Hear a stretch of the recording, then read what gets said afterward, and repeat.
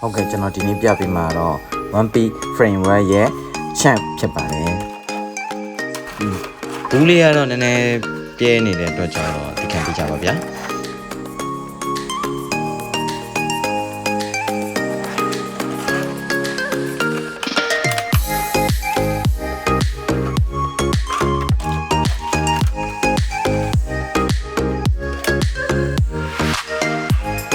ဒီကောင်လေးက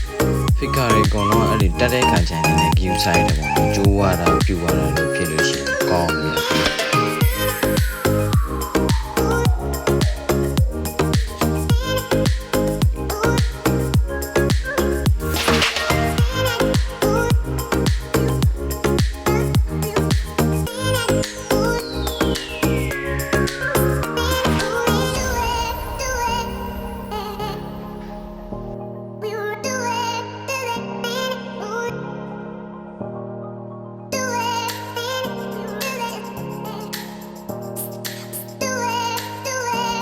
一般估计 figure ဆိုတဲ့အတိုင်းပဲလုံးဝဒီတေးကြနေတယ် check မျက်နှာကလုံးဝကိုဟို